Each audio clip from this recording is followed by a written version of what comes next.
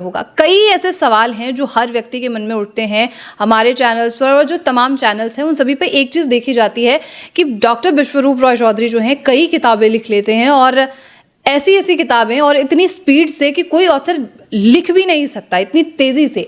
आखिर इसके पीछे क्या कारण है, ये जानने के लिए आज हम मौजूद हैं, और मेरे साथ अभी जाने मानी शख्सियत डॉक्टर विश्वरूप रॉय चौधरी मौजूद हैं। Welcome sir, first of all. Thank you, धन्यवाद। और सर, जैसे कि ये सवाल मेरा तब उठता है कि अभी हेल्प बुक जो है आपने लॉन्च की है, और ये आपकी 30th बुक है। एक साल में 6 बुक, और अगर टोटल बुक्स को हम मिला लेते हैं तो आपने तकरीबन 50 बुक अभी तक आप लिख चुके हैं। इस स्पीड के पीछे क्या वजह है, क्या कारण है, क्या रहस्य है? देखिए, ये जो हेल्प किताब है ये हमारी 30th बुक है, और इस बुक का हमने प्रेस मीडिया लॉन्च अभी किया था 23 जनवरी को। और अगर टोटल किताबें अगर हेल्थ के अलावा, मेडिकल बुक्स के अलावा अगर कर लें, मेमोरी टेक्निक्स पे, माइंड पे किताबें, तो टोटल बुक 50 के करीब है हमारी। तो पिछले एक साल में 6 किताबें, 6वीं किताब लॉन्च किया। जनवरी टू जनवरी कर लें तो this is the 6th book in 1 year. तो अब ये सारी रिसर्च बुक है, इनोवेटिव बुक है, रिसर्च बुक है। तो पहले तो रिसर्च करना है, और फिर ऐसी चीज़ों को ढूंढना है जो नॉर्मली लोगों को एक्सेसिबल नहीं है बट यूज़फुल है। फिर उसको कंपाइल करके एक बुक के फॉर्म में उसको, उसकी फॉर्मेटिंग है, उसकी एडिटिंग है, उसका टाइप से सेटिंग है, और फिर अल्टीमेटली उसको प्रिंट कराना, पब्लिश कराना, पब्लिशर के पास जाके। डायमंड पॉकेट बुक हमारा पब्लिशर है।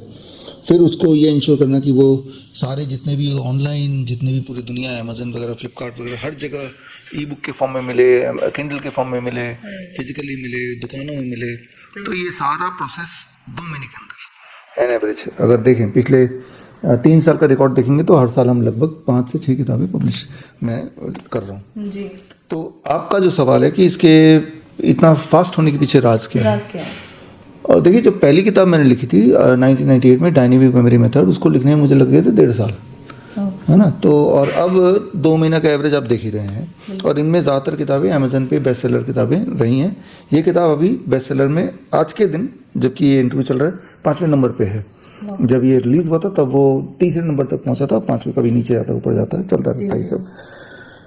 अब इसके पीछे के कुछ तरीके हैं जिन तरीकों से मैं फटाफट काम कर सकता हूँ। जैसे कि it starts with a concept कि क्या करना है, आइडिया आना चाहिए पहले तो। एनीथिंग जो जिसके लिए मैं पैशनेट हूँ, तो वो तो पहली बात है। आप में से जो लोग बुक लिखना चाहते हैं तो पैशनेट होना इम्पॉर्टेंट है। Are you passionate about this subject, तभी उस पर आपको बुक लिखना चाहिए, तभी वो बुक निखर के आएगी, तभी लोगों को लाभ मिलेगा, लोग पढ़ेंगे, ठीक है ना। तो what you are passionate about, पहली बात तो यही हो गई। तो जिन चीज़ों के लिए हम पैशनेट हैं, हमारी जो इंद्रियां हैं, हमारे आँख, नाक, कान ज़्यादा अलर्ट रहते हैं, हर चीज़ में वही चीज़ ढूंढते रहते हैं, राइट। मान लो मैं पैशनेट हूँ हार्ट की बीमारी पे, जब मैं कल अभी बुक फेयर चल रहा है, कल मैं बुक फेयर जाऊँगा, तो जाहिर सी बात है, जो 24 घंटे सोच रहा हूँ, मुझे हर चीज़ में वही चीज़ नजर आएगी। हज़ारों किताबों में, लाखों किताबों में वो वाली किताब कहीं भी रखी कोने में एकदम मुझे दिखेगा। उस किताब में भी वो वाला पार्ट दिखेगा जो मेरे दिमाग में घूम रहा है, ठीक है ना। This means I have to keep on thinking about it. मान लो कोई मोटरसाइकिल की बात करता है, तब भी वो इसी तरह से है। जो भी चीज़ आप सोचते हैं, उन चीज़ों के बारे में लगातार दिमाग में कुछ ना कुछ चलता रहता है, राइट। और वो चलना इंपॉर्टेंट है। अगर तो वो चल नहीं रहा है तो आपको ऑथर बनने की फिर ज़रूरत नहीं है, बिकॉज फिर आप सुपरफिशियली एज ए ऑथर बोलने के लिए, आप ऑथर कहलाने के लिए आप काम करेंगे। That the first thing. दूसरा स्टेप, एक ढांचा बनाना। मैं सबसे पहले इंडेक्स बना लेता हूँ कंटेंट का, क्या चीज़ें डलेंगी, हाँ, पहला चैप्टर क्या होगा, दूसरा चैप्टर क्या होगा, और सबसे इंपॉर्टेंट चीज़ इसके अलावा मैं नाम तय कर लेता हूँ। बुक का नाम ये होगा और उसका ढांचा ये होगा। जब ये दोनों चीज़ तय कर लिया, अब मैं या तो लिखने में सही हूँ, नहीं तो मैं क्या करता हूँ, जैसे अभी रिकॉर्ड कर रहे हैं, अगर आप मुझे बोलते कि इसका सवाल, मुझे इसका जवाब लिख के दो, जो आपने सवाल पूछा, तो मुझे 2-3 घंटे लग जाते हैं इस एक सवाल को लिखने में। लेकिन जब मैं बोल रहा हूँ तो दिल से आवाज़ आ रही है, और बोलने में 2-3 मिनट में वो काम खत्म हो गया। तो ये मेरी किताबें देखेंगे आप, ज़्यादातर किताबें इंक्लूडिंग दिस, कि जो मेरा 30 जनवरी को जो रिसर्च हुआ था, रिसर्च लेक्चर हुआ था, वही लेक्चर का पार्ट इस बुक में है। तो खैर ये छोटी छोटी बातें हैं। तो आप में से जो सर मेरा सवाल ये भी है कि कुछ लोग ऐसे हैं जो ऑथर बनना चाहते हैं, आपसे मिलकर वो जानना चाहते हैं आपका तरीका क्या है, बहुत सारी चीज़ें आप पे रिसर्च कर रहे हैं, आपकी किताबों को अभी तक पढ़ चुके हैं, तो वो क्या करें जो ऑथर बनना चाहते हैं आप लोग आपसे मिलके? देखिए, एक अवसर है आप सबके लिए जो स्पेशली ऑथर बनना चाहते हैं, जो ऑथर बनने की प्रोसेस में है। कल यानी कि संडे को 11 तारीख को 11 फरवरी प्रगति मैदान में वर्ल्ड बुक फेयर जो अभी लगाया, आज से लगा हुआ है, वहाँ पे 2 बजे मैं आऊँगा। Hall number 1, stall number 1। अच्छा। पहला हॉल, पहला स्टॉल, डायमंड पॉकेट बुक्स, जिन्होंने मेरी अधिकतर किताबें पब्लिश की हैं, और वो वहाँ पे मैं मौजूद रहूँगा। और फिर मैं वहाँ मेरी सारी किताबें भी रहेंगी, सारी भाषाओं में मेरी सारी किताबें।